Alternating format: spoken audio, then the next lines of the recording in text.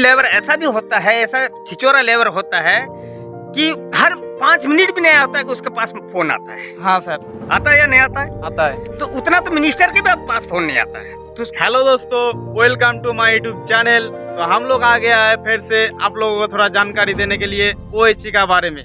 तो हम हमारा सीनियर सुपरवाइजर से जाके पूछेंगे, मतलब OHC का बारे में तो सब कुछ बता दिया, लेकिन ATD का बारे में जाके पूछेंगे कैसे ATD का कटिंग होता है।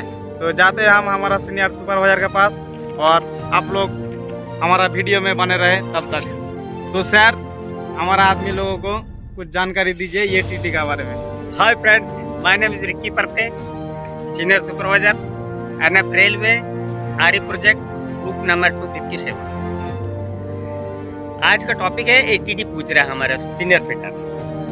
तो मैं ये बोलना चाहूँगा ATD में कि सबसे पहले TNP चेक करें मास्ट में जाके, और उसके बाद सबसे पहले ATD में आजकल जुगाड़ कैसे होते हैं कि पहले ज़माने में क्या होता है, 2-2 टारपर से लोग ATD करते थे। अभी क्या हुआ है, हम लोग AC वायर का जो जुगाड़ बना के हम लोग ATD काटते हैं। उससे वो अगर दोनों जुगाड़ सही है, एडजस्टर लगा के भी और टारपर से भी सही है, लेकिन टारपर में हम लोगों का TNP ज़्यादा होता है, और ये जो AC वायर का जो जुगाड़ है वो हमको लेट वेट होता है, हल्का होता है। तो इसलिए हम लोग उसका जुगाड़ यूज़ कर रहे हैं। दूसरी चीज़ मैं ये बताना चाहूँगा फिटर को, खास करके फिटर सुपरवाइज़र सभी को, खास करके सुपरवाइज़र के लिए ध्यान देना है कि जो पहले ज़माने में जो ऑटोक्लेम आते थे, जो GB वाला आता था, वो GB वाला ऑटोक्लेम लगाए, बहुत अच्छी तरह लगाए अगर वो ऑटोक्लेम है तो, और उसमें PG बहुत सही तरीके से टाइट करे। उसका भी रीज़न क्यों PG लगाना है कि पहले वाला ऑटोक्लेम में हम लोग क्या करते, काम करते करते घिस जाता है और स्लिप होने का 100% चांसेस रहता है। इसलिए ऑटोक्लेम लगाने के बाद में PG क्लेम टाइट करना बहुत जरूरी है। दूसरा, जो रिबिट वाला जो ऑटोक्लेम है, जो आजकल नए मॉडल का है, जो प्लेट GB 2 थिम्बल रहता है, वो ऑटोक्लेम है, तो आपको PG लगाने की कोई जरूरत नहीं। एक बार ठोक दिया तो लॉक हो जाता है। उसको सबसे पहले ध्यान देना है फिटर और सुपरवाइजर को, खास करके सुपरवाइजर। तीसरी चीज ये बोलना चाहूंगा कि ATD है तो ज़्यादा कोशिश करे सुपरवाइजर और सेफ्टी के लिए कोशिश करे कि सुपरवाइजर और फिटर के लिए कि आउटसाइड से लैडर लगाए। OHC की तरफ से आउटसाइड के उधर माथा ना रहे, कि उसका एक रीजन है। इन केस आपका जुगाड़ का एंडिंग कोन अगर फेल होता है तो पूरा OHC लेके जाएगा। लैडर कहाँ जाएगा? सीधा OHC में। अगर आप इनकेस अगर खुदा ना खास्ता ऐसा तो ना हो, लेकिन यदि ऐसा होता है तो आदमी एकदम गड्ढे में जाएगा, और अगर आउटसाइड से लगाए तो सीधा लाडर आके OHC के ऊपर गिरेगा, आदमी सेफ हो सकता है उसमें। लेकिन ऐसा करने से पहले हमारा जुगाड़ का एंडिंग कोन चेक कर ले। दूसरी चीज़ें मैं ये बताना चाहूँगा, जो जुगाड़ है वो कॉन्ट्रावेट लोड लेते समय 100% उसमें लोड कुपिंग पे ध्यान दे कि लोड कुपी हमारा सही है या नहीं है। अगर लोड कुपी है तो 3 टन का है कि नॉर्मल कुपी है या 5 टन का है, वही उपयोग करें, क्योंकि 665 kg उसमें लोड होता है। हाँ सर। और उसमें बहुत भारी वो वेट होता है, उसमें 3 टन का टारपर यूज करना चाहिए, ना कि 1.5 टन का। मैं ये बोलना चाहूँगा।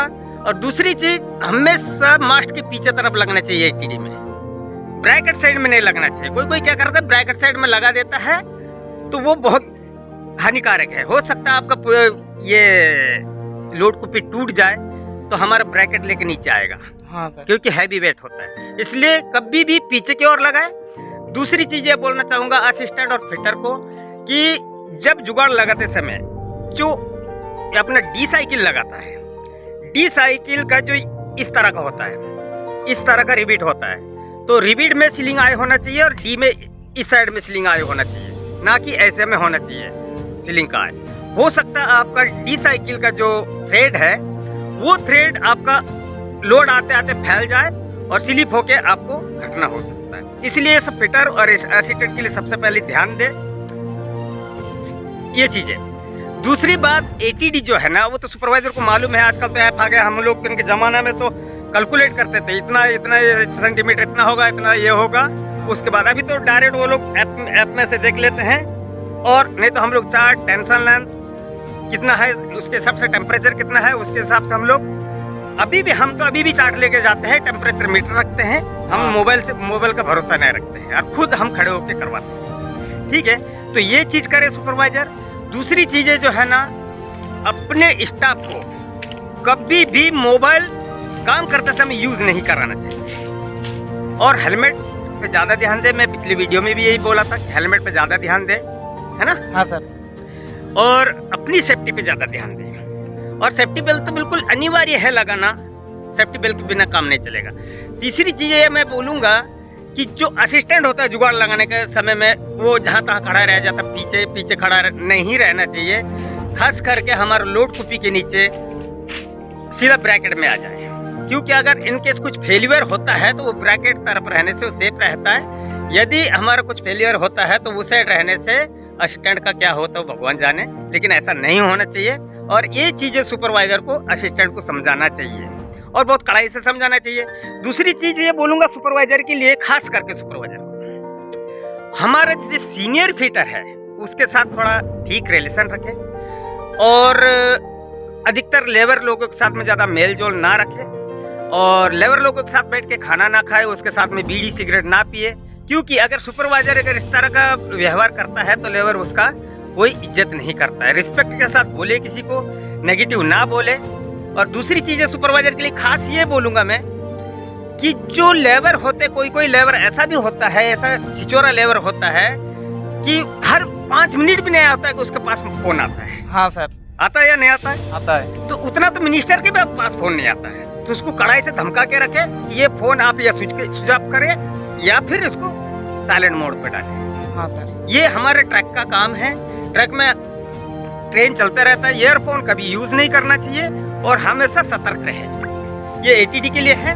दूसरी चीज़ है कि हमारे टीएनपी आने से पहले, मैंने बताया पहले भी बताया कि आने से पहले हमारा टीएनपी चेक करें, ये बहुत जरूरी है एटीडी के लिए। और रही बात जो भी है एक्स वाई जो है वो तो सुपरवाइजर को मालूम है, एक्स इतना रखना है, वाई इतना रखना है और फ्रॉम रेल लेवल से लेना चाहिए वाई। कोई क्या करता है माप से लेता, हो सकता है रेल उठा हुआ हो तो फिर आपका वाई बिगड़ जाएगा। इसीलिए हमें माप, पहले ज़माने में माप से लेते थे, लेकिन अभी का जो डिजाइन हो गया वो रेल लेवल से ही उसका ये वाई मेजरमेंट करें। तो थैंक यू दोस्त, फिर से बोलूँगा, मेरा नाम रिक्की परते और मैं सीनियर सुपरवाइजर एनएफ रेलवे आरी प्रोजेक्ट ग्रुप नंबर 257। तो हेलो दोस्तों, रिक्की सर को फॉलो करिए ओएचई का जानकारी लेने के लिए। और रिक्की सर तो मतलब आप लोगों के लिए बहुत जानकारी देते हैं, तो रिक्की सर को थोड़ा फॉलो करिए। रिक्की सर हमारा ओएचई का बारे में आप लोगों को बहुत जानकारी देता है। तो रिक्की सर बहुत अच्छा सुपरवाइजर है, सीनियर सुपरवाइजर। इसको ज़्यादा से ज़्यादा फॉलो करिए और हमारा चैनल पे अभी तक सब्सक्राइब नहीं किया तो सब्सक्राइब कर दीजिए और जब भी भाई का वीडियो बनेगा सबसे पहले आप तक पहुंच जाएगा। तो थैंक यू दोस्त, आज के लिए इतना ही काफ़ी है।